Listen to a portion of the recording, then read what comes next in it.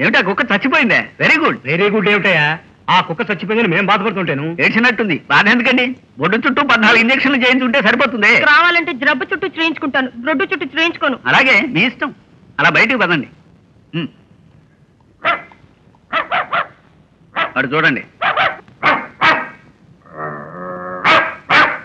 ఇదేమిటి కుక్క మనిషిలా ఉంది? మనిషిలా ఉండటం కాదు, మనిషే. మరి ఏమిటి కుక్కలాగా భౌభౌములు అరుస్తున్నాడు? ఇచ్చి కుక్క కరిస్తే బొడ్డు చుట్టూ 14 ఇంజక్షన్లు చేయించుకోవాలి. చేయించుకోకపోతే నువ్వు అలాగే మరుగుతావు. అమ్మో, చేయించుకుంటాను.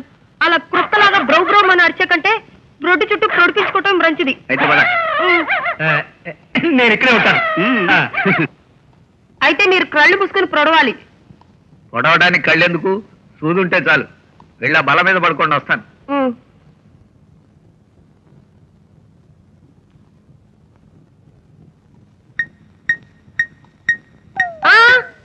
బ్రొక మీద ప్రొడుస్తున్నారేమిటి? ఏడ్చినట్టుంది. మీ బొడ్డ ఎక్కడుందో నాకెలా తెలుస్తుంది?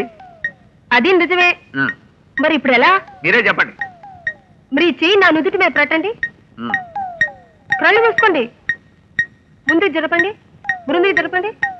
ఆగండి ఆగండి. కొంచెం పైకి పైకి, బృందుకి బృందుకి. అక్కడ ఆగండి.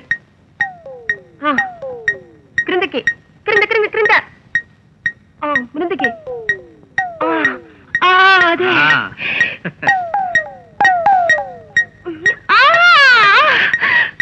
ఇది రసమా?